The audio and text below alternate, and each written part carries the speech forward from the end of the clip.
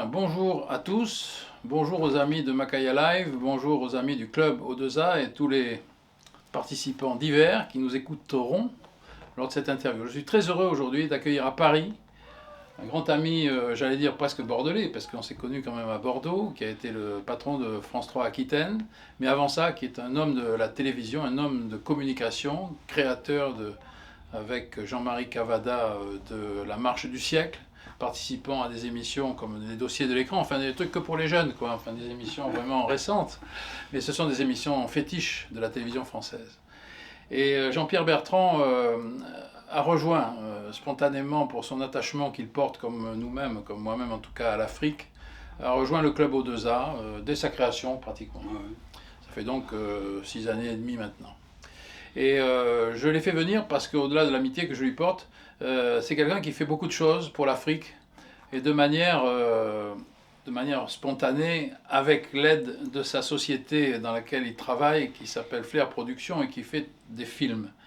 Et il a été sollicité par une grande association, c'est de cela que je voulais qu'on parle particulièrement, une grande association que vous connaissez qui s'appelle Mécénat Chirurgie Cardiaque, qui était à l'origine une association créée par une femme professeure dont j'oublie le nom, Madame Francine Leca, qui vient de décéder il y a quelques mois. On va créer une association en disant le but c'est de pouvoir récolter de l'argent pour faire venir en France, là où la chirurgie cardiaque est de très bonne qualité en France, la chirurgie cardiaque pédiatrique, et puis on les opérera.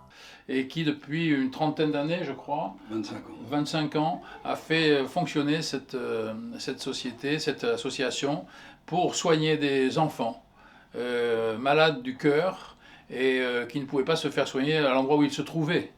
Donc c'est là où l'Afrique, évidemment, a été un bon endroit pour récupérer ces jeunes, pour les faire traiter en France, dans des opérations lourdes parfois, moins lourdes pour d'autres, etc., ou d'autres qui ne pouvaient pas être traités. Et Jean-Pierre s'est prêté à ça pour faire un film là-dessus. Et à partir de là, j'ai découvert cette organisation qui est magnifique, qui fait l'objet de familles d'accueil également, qui sont là pour encadrer ces enfants qui viennent pour 15 jours se préparer une opération, faire l'opération et repasser encore 15 jours dans la famille d'accueil, et qui repartent après au pays. Et quand on s'est rencontrés, la première fois on a parlé de ça, il venait de Kinshasa, où il avait fait ce travail-là pour un jeune enfant de 9 ans, qui est arrivé malade, est revenu après le mois de ce traitement avec le passage à Bordeaux, jouer au football en rentrant à Kinshasa, ce qui était merveilleux, ce qui m'avait beaucoup ému. C'est pour ça que je voulais qu'on parle de ça, parce que ça ne se connaît pas assez. Voilà, cher Jean-Pierre, merci d'être là, merci d'être toujours fidèle à notre club, et je sais que tu suis ça de très près. Et voilà, je veux te donner la parole pour te dire alors où est-ce que ça en est. Est-ce que vous avez d'autres projets? Où sont les familles d'accueil? Comment ça se passe? Et voilà, tu peux nous en dire un petit mot. Non, c'est très simple. Il y a 25 ans en fait. L'association a 25 ans. Et c'est à l'occasion de cet anniversaire que j'ai tourné ce film à Kinshasa, dont je vais dire un mot après. Et cette association a été créée donc il y a 25 ans par une femme tout à fait exceptionnelle, chirurgien cardiaque pédiatrique. Elle fut d'ailleurs la première femme en France, chirurgien cardiaque pédiatrique. Et il y a 25 ans, elle a créé cette association, partant du principe qu'il vaut, contrairement à d'autres associations tout aussi respectables, qu'il vaut mieux aller chercher les enfants dans leur pays, les faire venir en France, les opérer en France et les renvoyer dans leur pays après qu'ils aient séjourné en France. Francine Leca, qui nous a quittés effectivement il y a quelques semaines, quelques mois, disait toujours, proposer à une famille de faire opérer son enfant soit en Afrique, soit en France, ils choisiront toujours de le faire opérer en France parce qu'ils pensent que les techniques et les techniciens et les médecins sont mieux formés et plus qualifiés. Donc elle a toujours préféré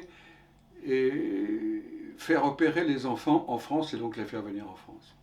Ce qui impliquait de les loger effectivement, de les accueillir pendant 2 mois, parce que c'est 2 mois. C'est 2 mois. Ouais, 2 mois. Donc il faut avoir des familles d'accueil, toutes qui sont des gens absolument dévoués et totalement bénévoles, et qui accueillent pendant 2 mois, à l'arrivée, pendant l'opération, après l'opération, et jusqu'au retour dans leur pays, ces enfants. Ces familles d'accueil sont des gens absolument exceptionnels. Comment sont-elles recrutées, ces familles d'accueil alors? Elles sont recrutées parce que souvent ce sont des volontaires qui ont entendu parler de l'association, qui se présentent. Alors il y a un entretien qui est fait évidemment par les responsables de l'association pour savoir s'ils correspondent à la définition et aux besoins qu'on a pour préserver et aider ces enfants dans cette période. Mais il y a des familles d'accueil exceptionnelles. Par exemple, la famille d'accueil de l'enfant que je suis allé tourner à Kinshasa pour les 25 ans de l'association, qui s'appelle en plus le petit Aimé de Dieu, c'est un beau nom. Un beau nom qui a 9 ans et qui effectivement maintenant joue au foot. Cette famille d'accueil a accueilli 12 enfants. C'était le 12e enfant qu'ils accueillaient en 25 ans. C'est-à-dire qu'ils en ont accueilli un tous les 2 ans pendant 2 mois chez eux. Parce que ça implique quand même une grande mobilisation. Parce qu'il faut d'abord aller faire tous les examens à l'hôpital. Je dirai un mot de l'hôpital après. Il faut aller faire tous les examens à l'hôpital avant l'opération. Il faut assister au réveil de l'enfant après l'opération, les visites à l'hôpital, et après tous les examens de contrôle qu'il faut faire à l'hôpital pendant le mois qui suit l'opération. Donc c'est une mobilisation et c'est quand même une contrainte extraordinaire. Et donc que ces familles le fassent bénévolement de cette façon, c'est tout à fait remarquable. Alors je voulais dire un mot de l'hôpital parce que beaucoup d'hôpitaux en France, il y en a une dizaine, une douzaine, je ne sais plus le nombre exact, qui effectivement sont impliqués dans l'association.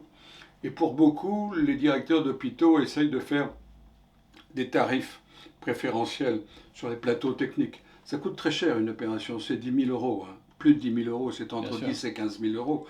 Plus les transports qui peuvent avoir donc souvent les directeurs d'hôpitaux font des tarifs préférentiels. Mais je voudrais saluer ici aussi parce que c'était un homme absolument extraordinaire. Vous avez bien voulu dire, Alain, que j'avais quelques attaches bordelaises de par mes fonctions à la tête de France 3 Aquitaine.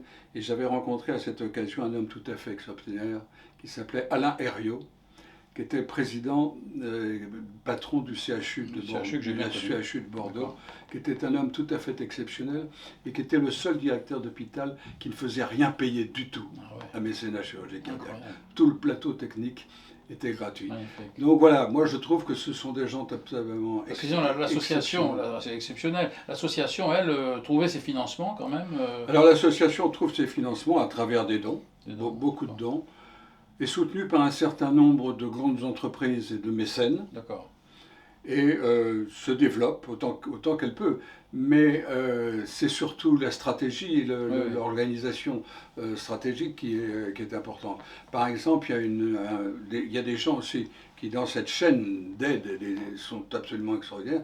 Ce sont les convoyeurs d'associations sans frontières, d'Air sans frontières. Médecins sans frontières. Non, pas Médecins sans frontières. Air sans frontières. Air sans frontières, oui, d'accord. Air sans frontières, c'est-à-dire tous les accompagnants qui, dans les avions, accompagnent les enfants que l'on va chercher, là à Kinshasa, là, etc. Et qu'on assiste, qu'on les encadre, parce que souvent, surtout dans le voyage aller vers la France, ils sont sous respiration artificielle, donc il faut vraiment être très présent. Donc cette association Air sans frontières est indispensable et il faut vraiment saluer tous ces accompagnants qui font ça sur leur congé en général et qui sont des gens aussi extrêmement dévoués. Donc voilà, l'association des médecins, des hôpitaux, de la petite équipe de médecins qui participent à l'association et qui sont très très très impliqués. Moi j'ai assisté à des séances à distance, en vidéo, avec des médecins en Afrique, et des médecins français, etc.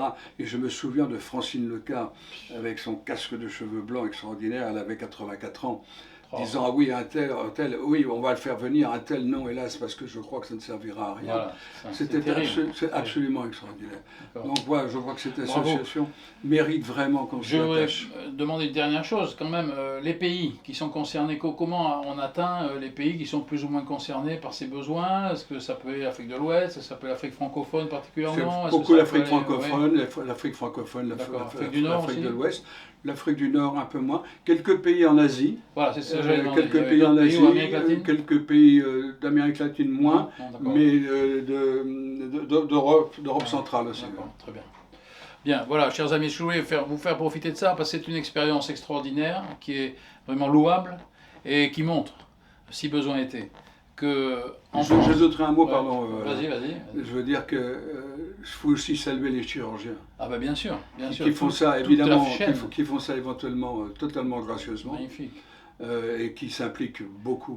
Et à Bordeaux, avec compétence, particulièrement à Bordeaux, on sait qu'il y a des ouvertures là-dessus. Un secteur très important. Non, ce que je voulais dire pour conclure, pour revenir à notre idée de base du club, c'est cette coopération. C'est une forme évidemment de coopération aussi que la France garde dans cette organisation-là, qui est humaniste, qui est humanitaire, je dirais. Et il faut le souligner, parce qu'il n'y a pas que des choses d'intérêt privilégié financier pour les entreprises. Il y a aussi ce genre de choses gratuites qui sont merveilleuses, qui montrent l'attachement que l'on peut avoir toujours avec non seulement la jeunesse, mais avec les peuples africains, au même titre que les peuples africains ont un attachement pour le peuple français. Et ça nous réconforte quand même. Tout n'est pas mauvais. Voilà, chers amis. Merci, cher Jean-Pierre. Et à bientôt. On suit nos activités diverses avec toi, comme d'habitude. Et merci à Salomé qui est toujours là pour faire le nécessaire et qui écoute ça avec émotion, je sais, je la vois. Bien. Merci, à bientôt. Bye.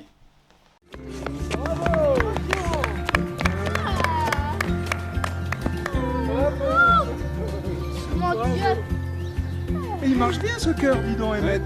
Pour Ahmed, hip hip hip. Hurrah! Hip hip hip. Hurrah!